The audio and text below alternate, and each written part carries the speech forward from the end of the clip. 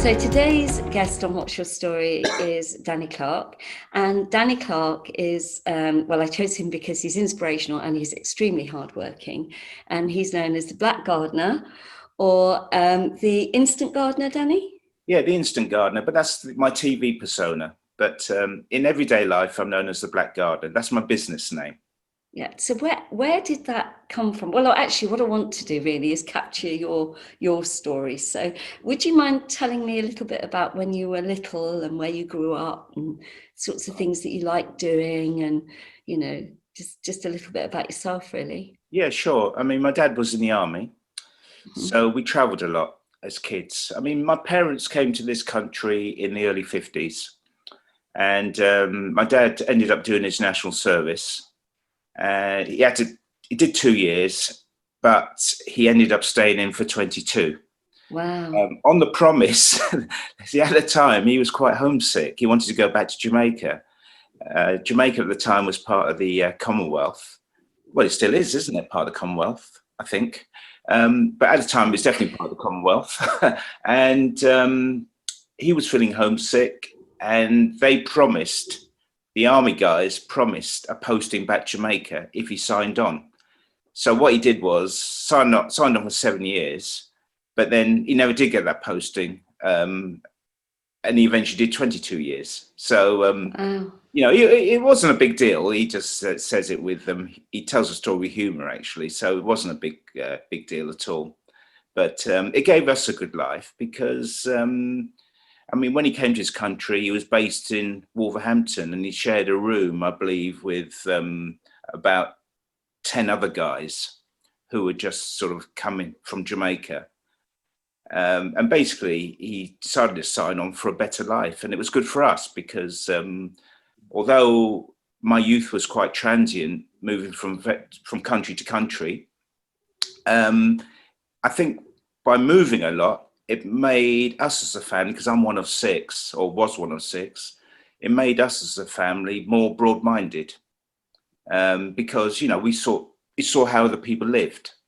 Yeah. And it was great to have those kind of early experiences. I mean, one of the things it did do is teach us how to make friends, because, you know, you go to one school, might only be in the place for 3 months, and then you had to move on again, and then had to make a new set of friends. But then, having said that, that got more difficult as we got older, because you get more set in your ways, I guess. So were you moving around the country then, or moving around different countries? Yeah, this country and different countries. So wow. we could be living in Blackpool, we could be living in Hampshire, some are based in Stoke, Hampshire, but we could be living in Germany or Malta or Belgium. Wow. In fact, we live so in you didn't really get time to sort of lay down the bonds of friendships with other children then, or were you traveling with other children within that group with your dad? I don't know much about how horses work. You don't really get that bond. So, I mean, I'm quite envious of people who I know now who've got friends back to their early childhood, for example. Yeah. I haven't really got that, except to say, I must tell you this story. Around about 1972, we were living in Germany, and I was at school there. How old was I? I was about 17, 18. Only there for a couple of years, but I got very friendly with a guy called Tony O'Connor. We became very, very close. He basically used to watch my back for me. I mean, I learned since that there was quite a lot of racism that went on that I was unaware of, that he used to sort out for me and didn't tell me about it. And his dad went one way, my dad went the other, and Tony and I lost contact. But not a day would go by I wouldn't think about him. You know, what's he doing for a living? I heard a rumor he joined the RAF. Is he married? Has he got kids? Blah, blah, blah, blah. And I did try to find him. I wrote to the RAF, but they wouldn't divulge any information. I tried Friends Reunited when it was around, couldn't find him. Facebook, I remember that. you remember that? Facebook, forget it, because you type in Tony O'Connor and about 1 million come up. And fast forward to about 5 years ago, my messenger went on, which is attached to Facebook, and the heading was Tony O'Connor, and I knew he'd found me. And what had happened was he'd had a day off work, and he was in the kitchen messing around, and his wife was in the front room, and she was watching my show, The Instant Gardener.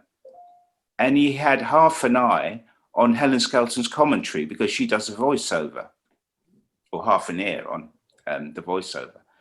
And she keeps mentioning my name. Come on, Danny, get moving. We're coming back soon. I hope the garden's ready, that kind of thing. And he put his head around the door and he saw me. Obviously, he didn't recognize me because like 40 odd years have now elapsed. And he said to his wife, I knew a black guy called Danny at school. So she then took the bull by the horns. I did some investigating. And on my Facebook, it says I went to Queen's School, Rhine-Darling, and that's a school that we were at. Put 2 and 2 together and came up with 4. So now Tony and I are texting each other, how wonderful, Wow. happened, and we've got back in touch. And we agreed to meet. And I don't know why I didn't ask him for a photograph of what he looked like now. Because he knows what I look like, because you see me on TV. But I don't know what he looks like. So we agreed to meet in the Punch and Judy in Covent Garden. And my mind's now regressed to the last time I saw him. An inch or 2 taller than me, really skinny, and really long black hair. When I finally found him, he was none of those things. He was short. And that shows what the passage of time does to us. But Did you keep in touch with him? Oh no, the personality is exactly the same. And it wasn't like 40 odd years had gone by. It was like 40 odd weeks had gone by. Yeah. We're the best of mates again, and we've picked up from where we left off. So what's great, the reason I told you that story is that I've got now a friend that I can go link back to my school days. It's so important, isn't it? That bond that, you can't, it's somebody who knew you as a child. As human beings, I think we root back to our childhood story. And it's when you chat to each other and say, do you remember this? Do you remember? You've got common memories. Yeah. We've got similar musical tastes. I mean, we've gone off because we've lost touch. We kind of developed in different ways, obviously. But the core of our being is the same. Yeah. And that's why I think we're able to kind of make that connection again. And it's the same guy that I once knew all those years ago. So going back to your school days, you had this. How many of you were there in the family? Do you have brothers and sisters? Yeah, so there were 6 of us. Wow. Age, yeah. I think the age gap between the eldest and the youngest is only about 8 years. Wow. We were born within 11 months of each other. No wonder my mum went doolally. Especially when my dad wasn't around, because there were times that he would go off on an unaccompanied tour, like you can go to Bahrain for 9 months, for example, and kind of leave my mum to it. So you can imagine the stress of 6 kids in quite often cramped conditions. Yeah. Because army quarters, especially for the lower ranks, aren't that sort of substantial. No. So yeah. So where do you come in the family? Are you youngest, middle? Well, so I'm the eldest. Oh, you're the oldest? I'm the eldest, yeah. So there's were 2 boys, 4 girls. Unfortunately, I've lost a few of my siblings along the way. Oh gosh. 2006, my brother died at the age of 43, I think it was. Wow. Didn't feel too good, went for a lie down, didn't wake up again. Had a massive heart attack. Following year, my dad died. And then in 2010, another sister died from breast cancer. And in 2012, I had another sister die from a brain tumor. Oh, gosh. So I lost 4 members of my family in a period of 6 years. So it was... How do you come through that? You do. You just do. You just concentrate. I mean, I've got a daughter and 2 grandkids, and you just, Keeps you busy. yeah, you just. I mean, I didn't have the 2 grandkids at the time, because in fact, I had one. But she'd only be about a year old. So yeah, no. In fact, she wasn't. She was about 3 months old when Margot died. 3 months. But you just do, because I think we have this inbuilt ability. We're hotwired to better deal with these things. I think it's difficult for parents who lose their kids. Not so much if you lose a sibling or you lose a parent, because as you get older, it's so in the back of your mind, you think that's going to happen at some point. So you kind of prepare yourself for it. Although when my brother went, I wasn't prepared. That was a shock, because he went far too young. And I remember feeling angry. It wasn't his fault. He didn't want to go. No. But I was feeling angry at him because, why couldn't you have lived longer? As his body was laid out, and I was looking at him thinking, why couldn't he live longer? I mean, this is far too soon for you to go. Obviously, I realised later that was a bit silly, because, it's just one of those things. It's tragic, really, to have lost so many of your siblings. But how do you do you think that it has changed you? Do you think it changed you? And how do you manage your health then? Do you worry about your health more because of these things or not? I don't worry about my health. I probably have a sense of my mortality more, because I know that one day we're all going to go, but I don't worry about my health, because I do all I can. I've always been sort of health conscious. And I do all I can, even from a child. I was always playing football, playing cricket, very sporty, always outside, climbing trees, going alongside. And gardening keeps you fit. Absolutely. And then, to end up as a garden builder, and I'm hands-on. I'm not one of these guys that does a lovely design and hands it on to a contractor. No, I've seen. I do get involved. I'm pulling up fences. I'm building patio. I mean, I have help. I don't do it by myself, but I'm building patios. I'm constructing sheds. I'm laying lawns, etc., etc. So all that keeps you fit. You're lifting. You're stretching. You're doing lots of walking. So before we get to that part of your career, what did you do then when you left school? What was your career then? Because you weren't a gardener, were you? No, I always wanted to be a professional footballer. That was my thought. And were you good? I wasn't bad. I knew what end of the ball to kick. But, that wasn't to be, unfortunately. And I ended up in sales. I played a little bit of kind of professional football, and I ended up in sales for many, many years. What were you selling? Vending machines, so coffee machines to businesses, little drinks dispensers. Yeah. I had a business partner, and we all did quite well in the beginning. We started the business up in the early 80s, and we were together for about 9 years, something like that. And it went quite well until the early 90s, when we had the recession. People had negative equity on their properties, etc. And that just knocked the business back. Although we struggled along, I then got during that time, I then got a phone call from Jo Bryant, who we've mentioned. It was just completely out of the blue. I didn't know her. She found out about me through a friend who knew that I was interested in gardening. I mean, only as an amateur, because I just used to. Had you been doing your own garden or something? Yeah, And friends had seen it. Yeah, and enjoyed it. Yeah, and a friend of mine kind of said, because she was renting a room from Jo, and she said to Jo, that I enjoyed doing my own garden, had a passion for it.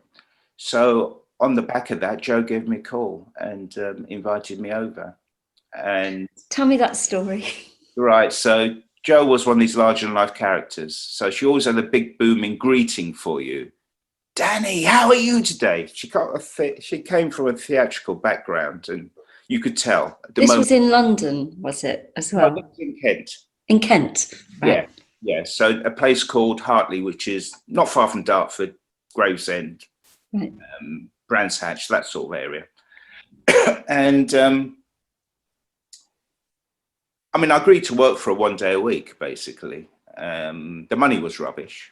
I mean, she's one of these ladies that, but it didn't matter the money was rubbish because she was just a fantastic teacher. She's one of these ladies that not had an all year round tan because she's always in the garden. So she knew a lot about gardening herself. What she didn't know about gardening, you can put on the back of a postage stamp. Right. I mean, she knew everything that there is worth knowing about gardening.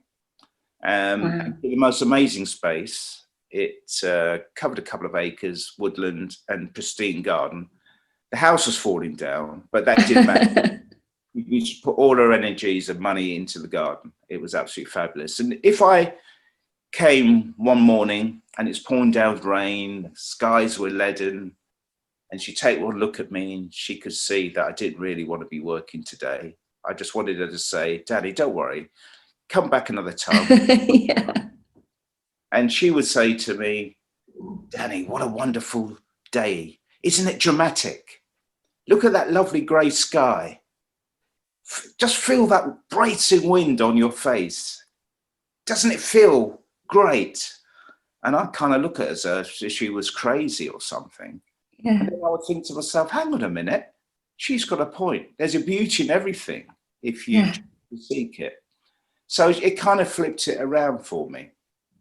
So I never look on a rainy day. You know, people say, oh, it's a horrible day today because it's raining. Yeah. I never do that. I just think to myself, you know, it's beautiful today. It's just a different kind of beauty to when the sun's out. Yeah. Every day, every season has its own merit. And we should appreciate it, especially in this country. Yeah. Otherwise, we'd be miserable all the time, wouldn't we? You're right there. Yeah. The other thing that Jo did was she taught me how to look at the world in a certain way. I mean, the natural world. A lot of things that we probably would miss, she would bring my attention to. For example, I'd be over one side of her garden, she'd be over the other, working, maybe trimming a bush or something, and she'd shout, Danny, come and look at this. And I'd go, put down my tools, go running over, and she'd want to show me a spider's web, for example. And she'd say, look at the shape of this, isn't it wonderful? You know, isn't that spider, aren't they miracle workers? Just look at the way it's constructed it. Look at the dew that's glistening on it, that kind of thing. Or she might show me a small flower that's self-seeded between the cracks of a paving and say, Danny, just look how lovely, look at the colour, look at the petals on it, look at the way, the shape of the inside of it, that kind of thing. So people are so busy sort of getting on with their lives, looking at the bigger things, so we tend to miss the beauty in the microscopic. I've got a kind of it's a bit of a theory going on, but I think in our lives there are people that come in that can inspire us and they can actually change us. And I've had that myself, you know, just a few people here and there that have kind of helped, or they've said something and it stayed with me and inspired me. And I think because we're in this very technical age, I mean, I know at the moment we're isolated because of COVID, but we're in this very technical age, and you see there's this whole thing about children don't talk to strangers and kind of stay in your, you know, keep looking down, go on the computer, stay on your phone, be disconnected, be isolated. Stay in your bubble.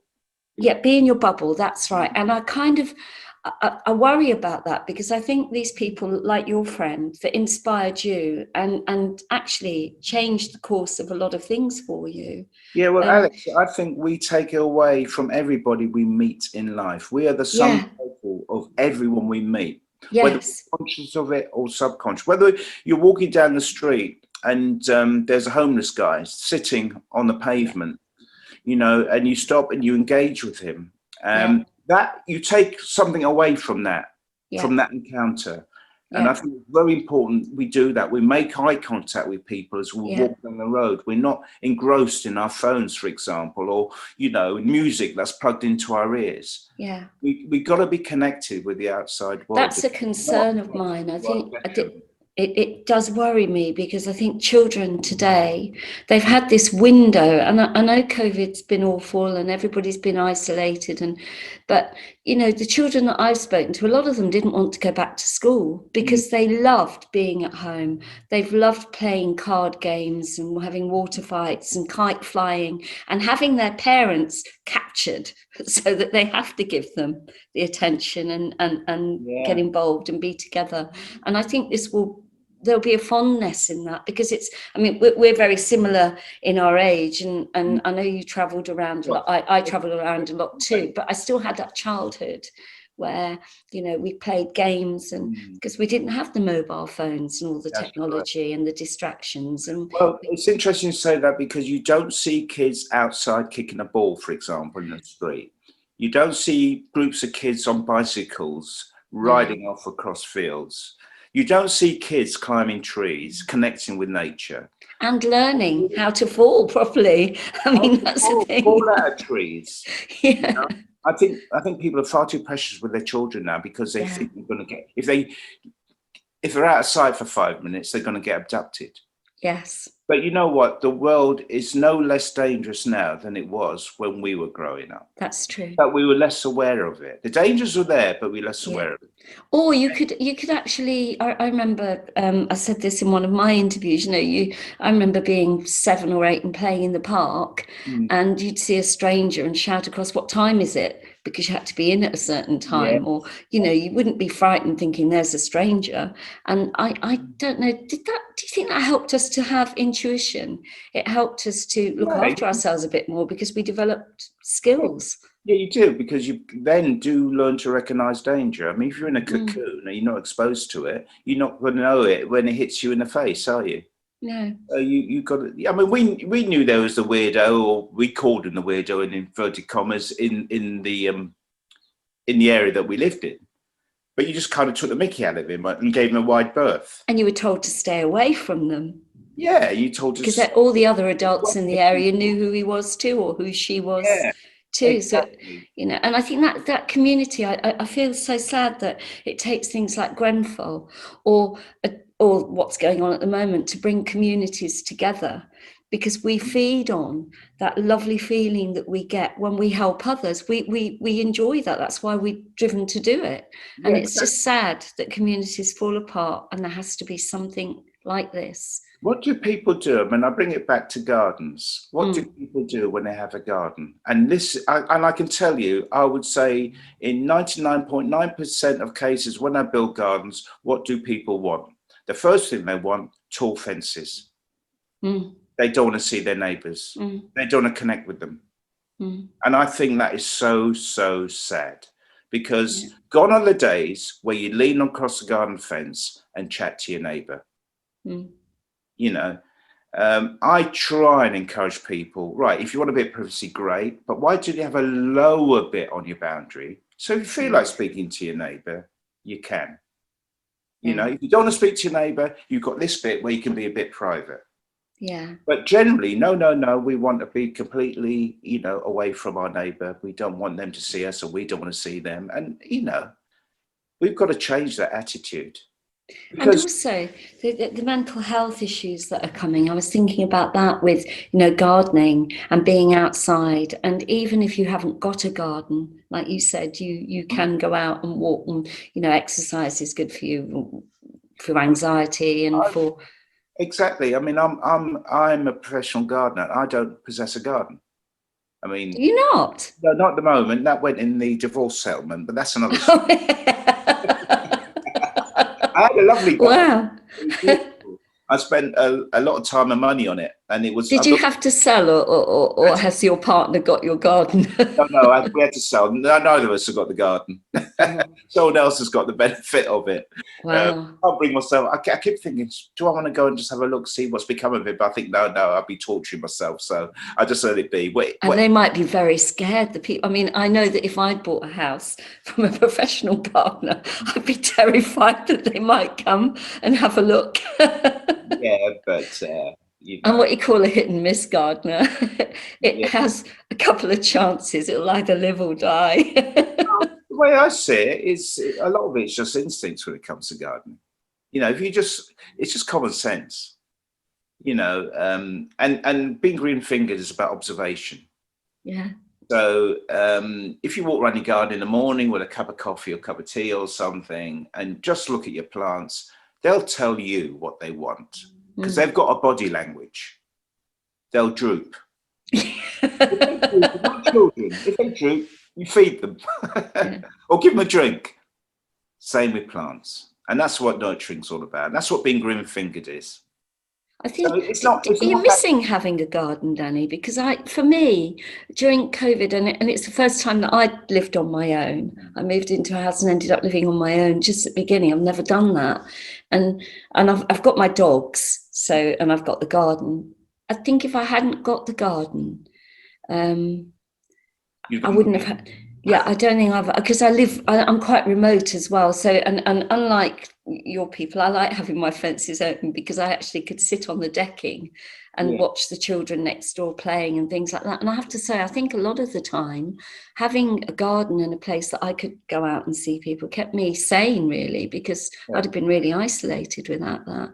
Yeah, but except to say that I just went on lots of walks. So you can compensate in other ways. And and I discovered areas around where I live. I live in southeast London, and I discovered areas around where I live, not very far, that I didn't know existed. Wooded areas. I mean, southeast London is the greenest part of the capital, you know, and I'm thinking, why haven't I done this before?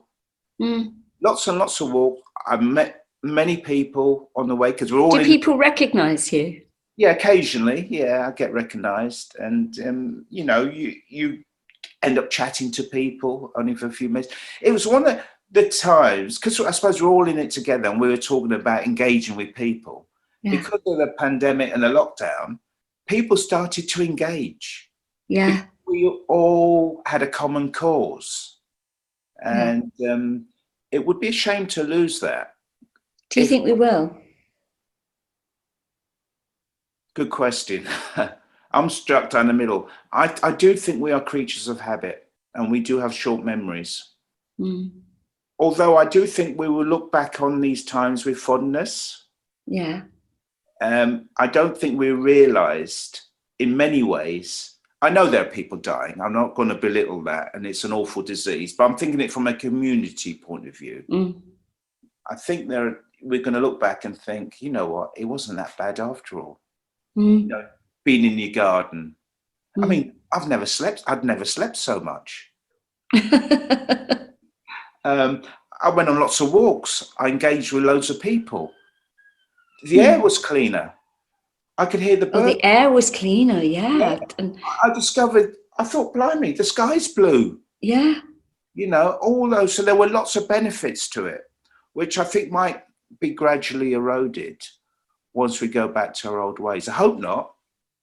And the wildlife came out, didn't it? We had a lot more birds and animals and things around. Exactly. I noticed, you know, foxes and even a badger walking up the road once, you know, which you'd never see. Or you see foxes, but not badgers, not round here. It was wonderful. And just to hear the sound of birds, I mean, they just seemed louder because you didn't have the sounds of airplanes and cars and buses drowning out their sounds. Yeah, it's making me kind of crave the summer again now. But when you were doing this gardening, and it was for people, wasn't it? Because you set up a gardening business, hadn't you? Yeah. So while I was working for Joe Bryant, people would approach me. So I was still in sales at the time, but I was working with Joe Bryant one day a week. People would approach me and ask me to do their gardens. So then I came to a tipping point. Do I want to carry on in sales, or do I want to become, you know, be a garden maintenance practitioner? And for me, it was a no-brainer. I jacked in my business and became a gardener. And then did the television thing come along after that or was it somebody that you knew that you were working for? No, TV was completely by accident. So I'd always had an interest in design. I like fashion. I like architecture. I liked garden design. In fact, I used to love watching Ground Force. Yeah. So, I mean, I remember watching Ground Force many, many years ago on the edge of my bed. In fact, it was after I came out of my first relationship, and I was living in a bedsit at the time, and I had my little portable TV on a little table on the edge of my bed, with a little aerial on the top that you used to have to keep turning to get a decent. God. Now, kids these days don't. I'd like to say I don't remember, but I do. The grainy picture, and there was Alan Titchmarsh, Charlie Dimmock, and Tommy Walsh. Yeah. I loved that show. I loved it, and I remember thinking to myself, "What a great way to earn a living." And little did I know that years later, that's what I would do. I would, and also end up presenting a TV show that wouldn't be around if it wasn't for Ground Force. So it was quite fantastic, really. But what I did was, after, because Jo died, I only worked for her for 3 years. I mean, the reason I worked for her in the first place, because she had health issues anyway. And that's why she took me on. But she died, but I continued doing the garden for the family until the property was sold. But by which time my gardening business round had built up. But I was always, I enrolled at Hedlow Horticultural College, did the year's garden design course, and that then gave me the confidence to do that. Wow. So I was garden designing as well as maintaining gardens for people. And my business name at the time was Barrington Susie Garden Design. So that was an amalgamation of my middle name and my ex's middle name. So her middle name's Susie and my middle name's Barrington. It was actually initially Susie Barrington, but my brother said, look, switch your names around because it sounds more designerish, more posy, I suppose. And yeah, so that's what I did.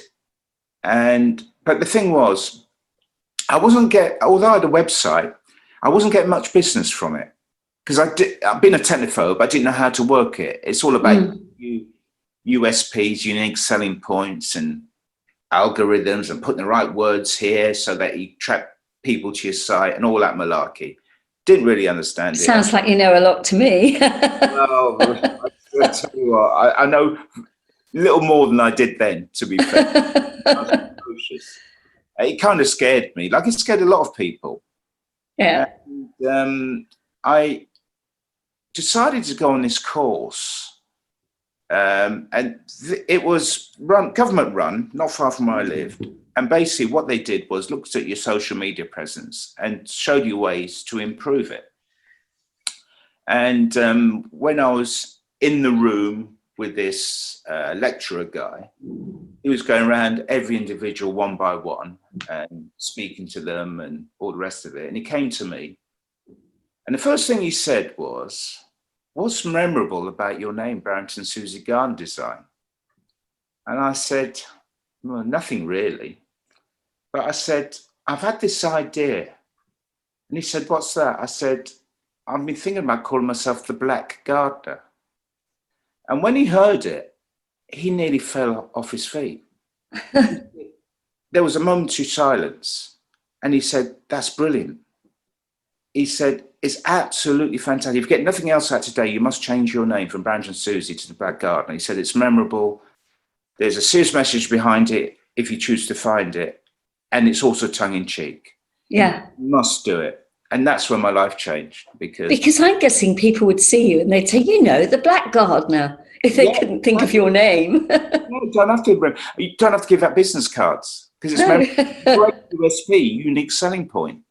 Yeah. People would, because I had it on the back of my car, and people would toot to say, "Great message, mate." And this would be white people, I would sometimes get a little bit of negativity, but it would open up the conversation. People say, "You can't call yourself the Black Gardener." And I say, "It's racist." I say, "So I can call myself the Green Gardener, then that'd be okay with it." And they go, "Oh yeah, I see your point. Yeah, it is ridiculous because at the end of the day, I am a black guy and I happen to garden." It really does matter. If you want to call yourself the White Gardener, you can do that. It may not have the same sort of resonance, But And actually, it is quite unusual, you know, and I wonder why that is. what's that? It's quite unusual to see a black gardener, It is, or and an Indian gardener, or a Chinese gardener, really. it Yeah, is. That's exactly it, isn't it? Because it's not very diverse. Gardening is not very diverse, and that's the reason I call myself the Black Gardener. And I got the idea from a guy who calls himself the Black Farmer. yeah, I've seen him on TV. The Yeah, only black farmer in the country. So I nicked the idea from him because we're as rare as hen's teeth. For some reason, I've never seen a black tree surgeon, for example. no. All the years of, so it's Do you not. know? Do you think we didn't think about that so much before COVID? It was like we were all in this like almost dreamlike state of, well, you know, it wouldn't even enter your head. Why isn't there? No, it Why wouldn't. aren't there? Why? I guess it wouldn't really. It wouldn't enter people's heads. But you know, obviously, through TV, I kind of have brought that to the fore in many ways. Yeah. I mean, I did have a conversation with someone via Twitter in the States, a black gardener, and she was saying it's the same there. Very few professional black gardeners, although black people do garden. Yes. And Yeah. we felt it's probably something to do with slavery, probably an overhang from slavery, where working the land is seen as servile, and Yeah. parents don't want their kids to be doing that. They'd rather they did. They were doctors or lawyers, Or so-called, finance. or finance, in something in inverted commas, respectable. So I think that's probably the reason. It's just a psychological overhang from those days. I mean, who knows? Who knows? But I think I'll give that a good bet. So that got you out there, and now what are you working on at the moment? Because you, alongside doing your television, you're still gardening, aren't you? Yeah, I'm still gardening, but I'll take the story a bit further actually with the getting into TV. What then happened? I got so I called myself the Black Gardener. About 3 months later, because I've now got the website, the Black Gardener website, and it's on the back of my car and all the rest of it. So I'm promoting myself that way. And about 3 months later, I get this random email from a production company called 12 Yard, who are part of ITV. And when I saw it, I nearly deleted it because I thought it was somebody's trying to scam me for money. And basically what it said was, we're looking for new talent for a TV series that we've got commissioned. Would you be interested in doing a screen test to be its presenter? And I honestly thought it was a wind up. And I sent it off to my sister, who happens to be an agent. I said, Jenny, you know, I'm sure it's a wind up, but do you want to look into it for me? She phoned me back 10 minutes later. She said, no, it's absolutely, it's real. Wow. Basically, they want a black TV presenter for the show because they want to freshen up the TV world, because you've got your Alan Titchmarshes, your Monty Dons, etc. And no black guys. It's, you know, it's basically middle class and white, and they want to introduce somebody who looks like me onto the scene. And someone in development was thinking, how do I find a black gardener? I mean, you know, there aren't any around. I know what I'll do. I'll Google black gardeners, and my website came up. Wow. And within 3 days, I had a film crew at my place doing a screen test. That was successful. Well, it wasn't. I didn't know at the time it was successful, but you know, they said they'd go away. They were looking at other people, and then I got a call about 3 or 4 days later to say, would I be interested? The BBC liked me, but would I do a pilot, which is basically doing the whole thing, but with a bigger crew? And then I said yes to that. And then they phoned me back about 3 days later, said, forget the pilot. We're that confident this is going to work. Let's go straight to series. And that's what's happened. And within 3 or 4 months, it was all filmed and on TV. It was that quick. My feet didn't touch the ground. And then we got commissioned for a second series, which was fabulous. And now, alongside doing the television, as I say, you're still gardening, aren't you? You're still doing your own. Yeah, but I mean, TV doesn't, you know, pay the bills really. It helps pay the bills, but it doesn't pay all the bills. So, you know, you still got to have your day job. So I'm just professional gardener who does a little bit of TV. That's the way I look at it. And it's all about profile. So if your profile gets bigger, you get the better jobs, because people see you in magazines, they see you on TV, and they think, oh, I want to employ that guy. So it's the best form of advertising. Yeah. Because you're showcasing your work to the world. One of the things that I love, I really love that you've done is the chest of drawers and the furniture, the old furniture that you might have discarded, paint it up and have like outdoor rooms. I love that. Yes. So, and the colour. I love the colour. I'm a great believer in colour. And the totem poles. That was for ITV this morning. Yeah. And that was people discard indoor furniture. So I was going to the tips, recycling centres, charity shops, and finding furniture and repurposing it for the outdoors. In your garden, in your personal garden, then, did you have outdoor rooms like that? No, I did have outdoor rooms, but I didn't have that stuff in my garden. But I would now, if I had a garden now, that's what I'd do. But it's very kind of Caribbean, isn't it? It sort of slightly reminds me of the Caribbean, you know, the no shoes, no news garden, the sort of garden, you know, we've moved everything outside because it's summer kind of. Yeah. But, you know, also I was showing people how you can have a nice garden without it costing you too much money. Like the instant, you know, you don't have to go and spend 2 or 3 grand on rattan furniture. That looks absolutely soulless. Why not take a chest of drawers or a chair that you're going to throw away and just give it another lease of life? Put some paint on. All right, it may only last 3 or 4 years in the outdoors, but it doesn't matter. It's cost you nothing. And then you can do the same with some other furniture and keep it running like that. I'm going to pinch that idea, you know, I'm going to do that because I really, I just love that. I like the element of surprise in my garden, you know. Thing is, though, nobody's surprised when they come around because they just think, oh yeah. Yeah, but the thing is, at least you're having a go, aren't you? Yeah, I mean, I'm not so good at growing stuff. I love bamboo, but people keep saying to me, don't plant bamboo in your garden because it takes over. So bamboo kind of gives it that tropical feel, you know. Yeah, but bamboo, you can get the clump forming bamboo, the ones that doesn't spread. And my advice is with bamboo, don't feed it, because if you feed it, then it will run riot. But what you can remember also is that the roots run only a couple of inches from the surface. So gardening is all about control. Yeah. So with a sharp spade, you can just cut them off. Do you see what I mean? Because what happens, they run underneath and they surface. And when you see that, when they're young, just chop them off with a sharp spade. So just keep an eye on your garden. That's what it is. It's all about observation. You play God. You decide what lives and what dies. If you want your bamboo to stay clump forming, you can do that. But if you leave it, then of course it's going to take over the world. It'll be like a triffid. Might not like triffids. But Danny, are you going to have your own garden then soon? Are you going to be moving? Hopefully that's a plan at some point, but I just have to enjoy the views outside my flat.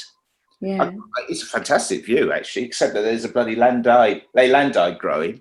I'm on the top floor. It's an old Victorian house. I actually live in the loft, so it's quite interesting. You know, I've got ceilings going at different angles, and I've got this view. There's 5 dwellings here, and I'm at the top, and Bromley's quite high, which is where I live. And I can see as far as the Dome and beyond. So I can see right at the Olympic Park, which is in London, except for this leylandii, which puts on about 4 or 5 foot a year. When I first moved in 5 years ago, they grow so quick. It was below the level of the window. Now it's above the level of the window, and it's gradually blocking out my view. So I'm hoping that the people on the bottom floor will eventually, well, not eventually, but soon cut it down. So it'll open the view up again. But yeah, eventually I will have my own garden. That's my ambition. Well, Danny, listen, thank you so much for sharing your story this morning. I'm going to be watching your TV programs and hopefully might catch up with you again when you've got a garden. Yeah, I am filming at the moment for a program which I can't say TV, which is quite exciting. Yeah. It's going to be on ITV at some point. That's exciting. Things are Oh, beginning. I also just wanted to mention, because you're also doing a memorial garden, aren't you? Yes. Yeah, because I saw that on your Facebook, and I posted that, you know, do something like a pebble maze or a memorial tree or Is that the hospital garden? yeah, The yeah, COVID garden? Yeah. I've been enlisted to do that, so I'm at the design stage at the moment. yeah, that'll be exciting to Which is watch. really exciting. I feel really privileged to have been asked to do that. So it's going to be a restful space Mm, for the nurses, doctors, patients, staff mm, who work at that hospital, the Gloucester Royal, which is in Gloucester. mm, I believe they had the most intake of patients during the peak of the pandemic, but they had the least deaths. mm. And the plan is to build the garden ready for its opening in the second week of April. Oh, let's hope that things are more settled by then, so that let's hope. I suppose we just got to be positive, and I think we're going to live in a changed world for sure. Yes, things won't be the same again. They won't be the same No. again, but it doesn't necessarily have to be for the worse. No. From every negative situation come lots and lots of positives. Mm.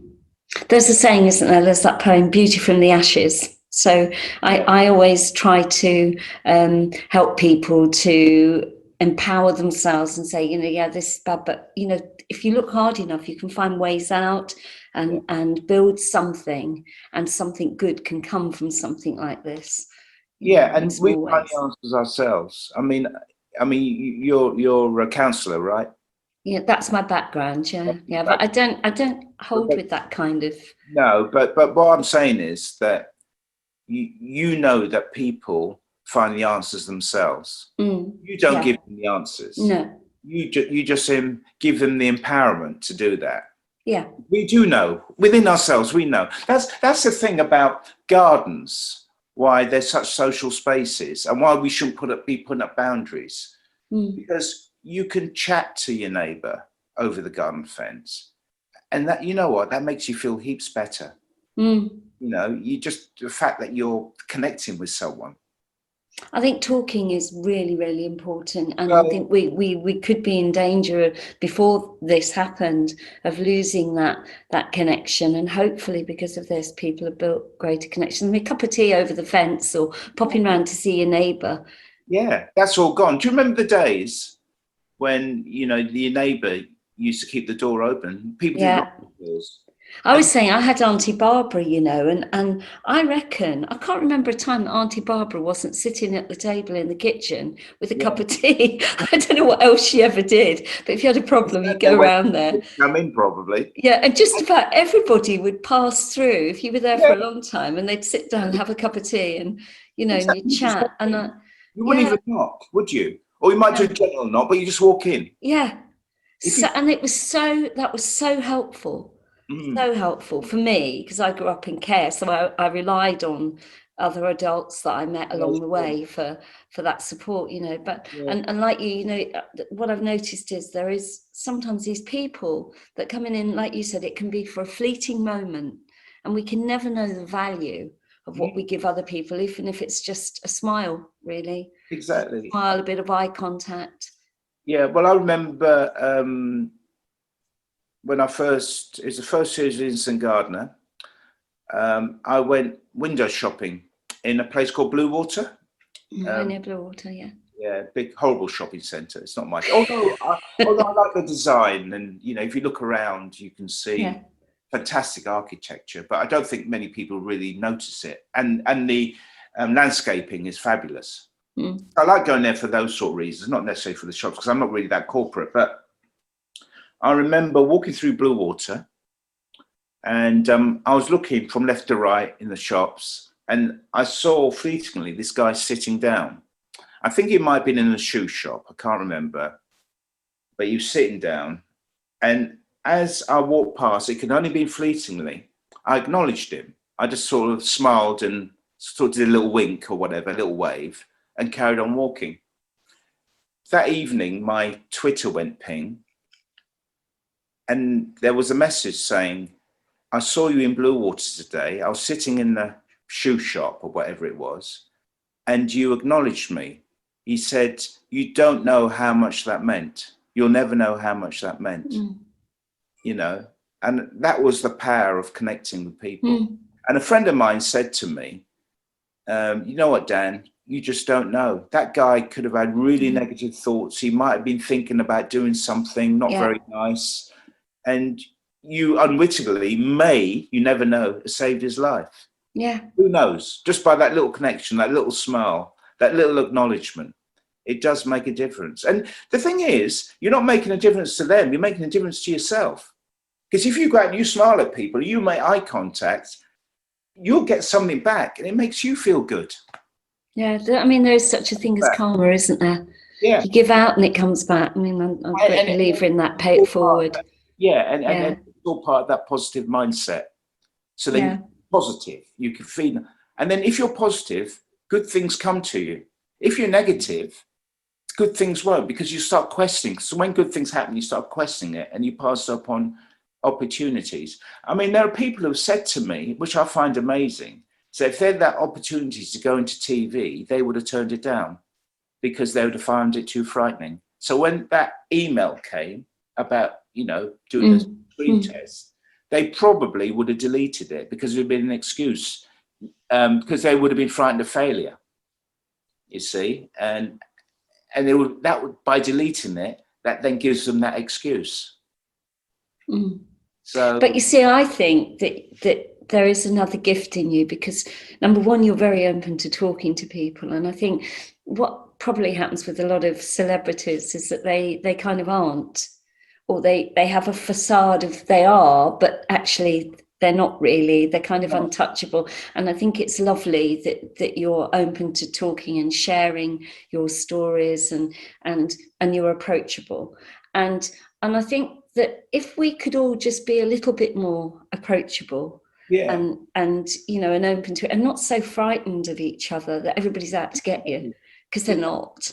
And you know that person that's walking towards you that looks right through you, and you know, and they will be tempted to say, oh, he's a miserable so-and-so or whatever. We don't know what's going on in his life. We don't know that morning he might have got some horrific news, whatever that might have been. You know, we can't assume because someone has a certain gaze, or they have a, you know, their face is set a certain way. We can't make assumptions or negative assumptions of them towards us. The chances are that guy isn't seeing you because his mind is engaged with the issues that's going on in his life. Do you so think we've got to give people some latitude?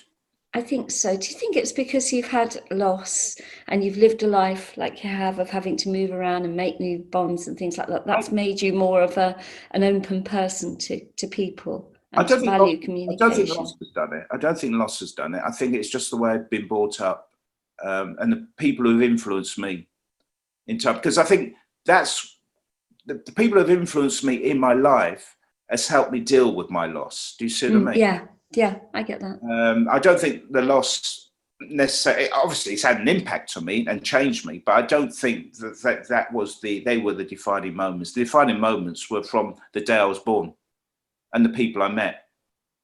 And, you know, there are people like, for example, Joe Bryant, who influenced me along the way. You know, there are people, it's not just Joe, there have been other people who have, you know, have had this positivity. I remember when I played football, I was at Charlton Athletic Football Club as a youth, played for the youth team. And there was a guy there called Johnny Harrison, and he always had a smile on his face. Whenever he greeted you, he had a little wink. He used to wink like that. And I found myself doing it. Little wink. I did it to that guy in the shoe shop as I walked past. That was down to Johnny Harrison. That's how he influenced me. And we have that from all the people that we meet.